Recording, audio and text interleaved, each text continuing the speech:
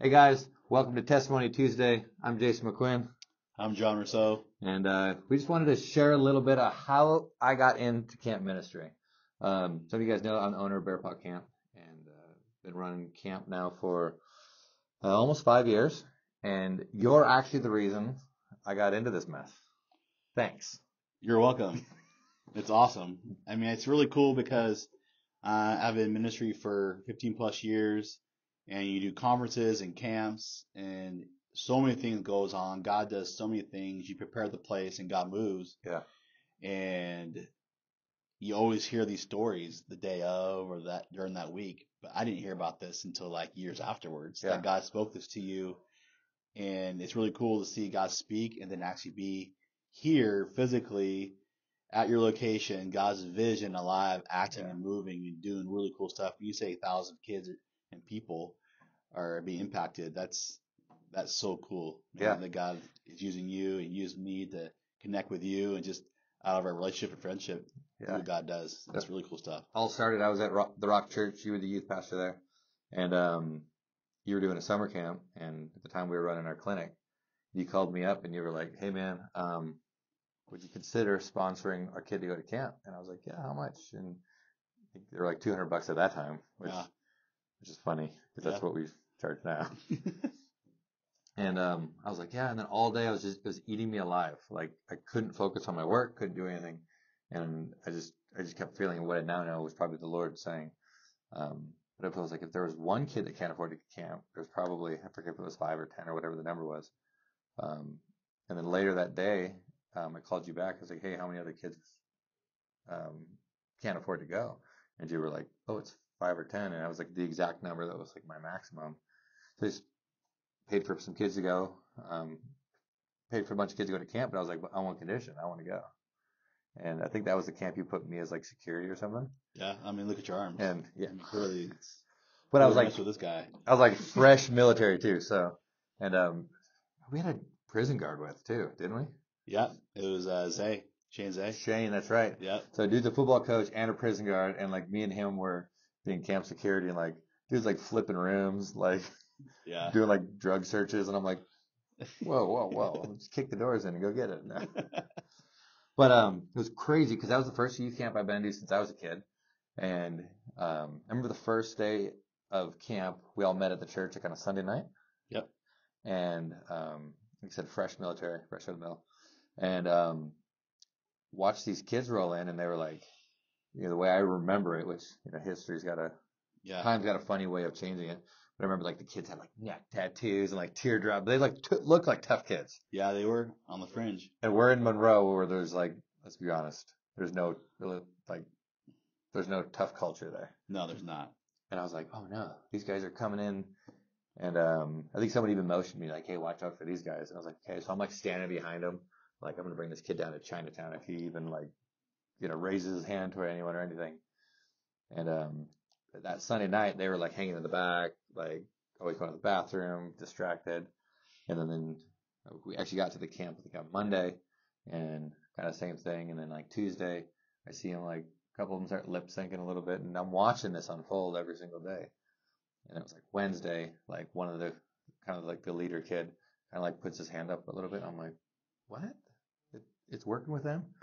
And then the final day I see they all have their hands up, they're crying, they're surrendered, and they're just like pouring it out at the altar. And I'm just like, this youth camp stuff's for real, man. Yeah. And actually, I remember the final day I think we did a salvation altar call, and I was all moved watching these guys, and I'm like, if you want to accept Jesus, just stand up. And I remember I stood up as a leader at like 30, I don't know, 28 years old or something like that, 26 years old.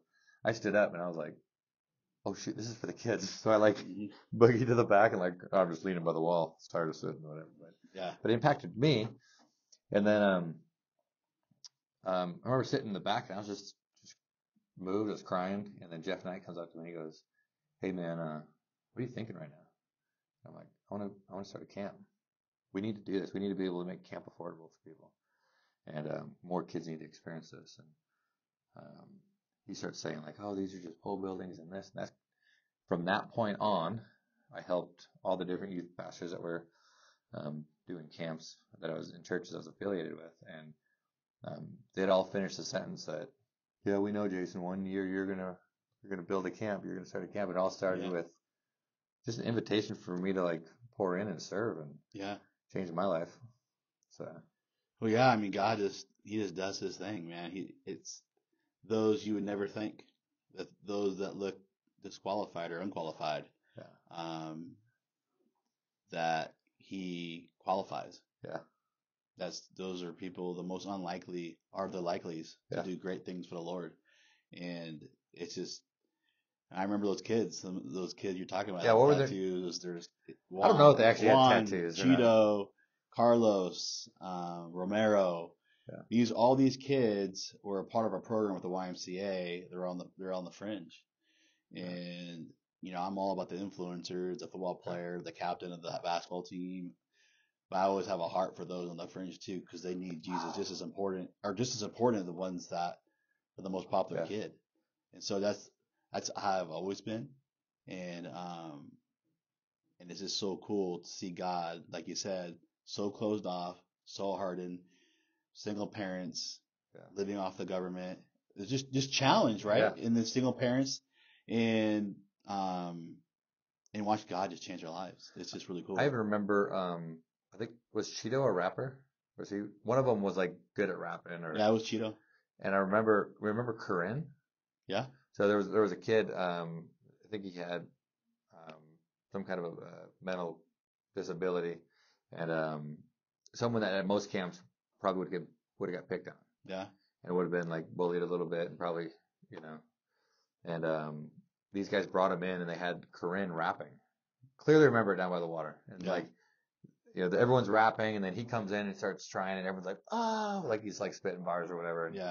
And I was like, these guys should be bullies, but they're like, their heart shifted, and they were engaging, and they were, and they started bringing in the kind of the ones and the lost into their circle.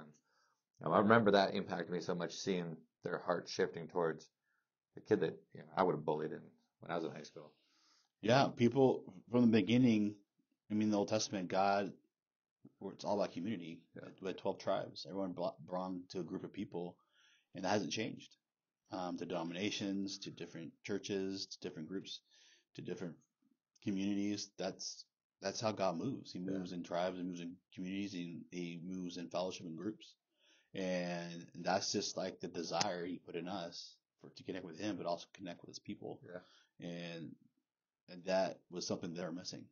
Yeah. And God said, you got him. Yeah. And so. Well, that actually set me up 3 years later. Joel Ramsey came to a youth camp that Kim, then Galicia, now Peterson, was running, and I ended up getting filled with the Holy Spirit.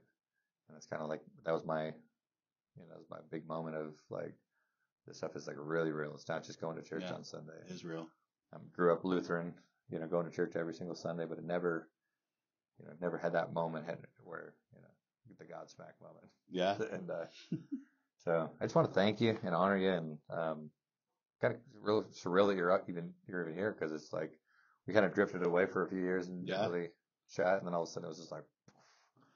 Yeah, it's just really cool because we were trying to line it up. Yeah. It's just never able to make it work, or I could do it. I can't make it out. Different things in there. I'm like, I'm gonna be here this week, and I'm gonna make sure I connect with you.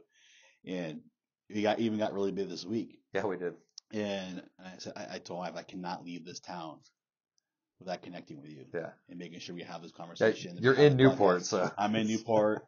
It was important to me. So I made sure I was not leaving town until we connected and did the podcast and share our stories. Yeah. It's just really cool to see God do his thing. And now you're living in. I live in Washington. Yeah. And your kids are all in youth ministry? They're all in youth ministry. My kids, I have 5 kids. I have 17, 15, 13, 12, and 10.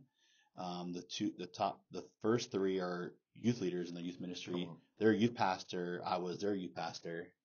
And God's just doing cool things. My kids, my 2 younger ones are involved in the kids ministry, and we have a great church that we grew up in, and it's just really cool, to see God move, and because my wife and I are first generation, so now we're passing baton to our kids, and he's just getting started. It's just really cool to see God use my kids, Yeah. and touch their lives, and they're filled with the Holy Spirit. They're all saved.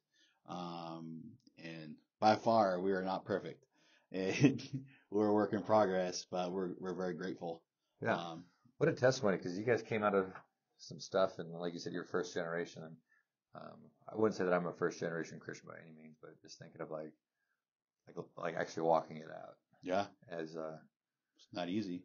never seen anyone like this is all new ground for me. Yeah. Other than my family went to church every Sunday, and that was you're saved. You check the box, you punch the card. Yeah. And yeah. But you watch this video, this campsite is excellent.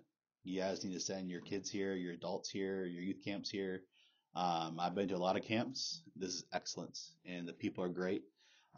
Excellent facilities, excellent people, it equals a great experience. Shameless plug right there. Just, hey, it's from the heart, man. Just for real. I made sure. I mean, I could not stop telling you how great your facilities are. I can tell you love this place, you care for it. People are great, and actually, we have a school of a ministry, and all these students that are in here, they all want to go out and start their own ministries. Something I stole from Jeff Knight. He did a sermon like 5 years ago called "Own Your Zone." Yeah. And I was trying to figure out how I was going to manage all this. And then these students were like, "We want a ministry, we want a platform, we want this." And I'm like, and I was praying about it, and God's like, if they can be faithful with little, they can be faithful with much. Mm-hmm. And if they treat this like their ministry, they can make their mistakes here under your watch, versus when they go out to Africa, Australia, Honduras, all these different places. We're going to be sending these students out, so they're taking it really seriously. Kiara is someone who's running this podcast room. Like this whole side of camp is her zone. Yeah. And I mean, she's out there like painting door knobs and like sanding decks down, and because we believe that she's earning some sweat equity for her future ministry. 100%. If it's hard, you're in the right place. Yeah. It's not easy. Yeah. I agree. Well, thanks so much just for taking a few minutes here, and kind of a sweet moment just to hang out with you a little bit and just reminisce about that was the 1 week of probably the last 10 years that definitely set me up, where if you looked at my trajectory, it was like I was not walking towards the Lord. I was not doing any of that stuff. And we were making tons of money, living for the world, doing all this stuff. I think I was driving race cars then, and we had it all, but we really had nothing. And that was a week where I had that void filled a little bit. Yeah. And so I just want to thank you and honor you, man. Well, thank you for having me in. Appreciate it.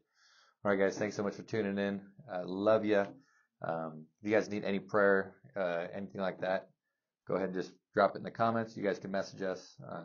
And if anyone out there needs some healing or anything like that, feel free to call camp anytime, or even deliverance. Call camp. We're more than happy to schedule time, pray for you, and just love on you. We'll see you guys later. Thanks for tuning in to Testimony Tuesday.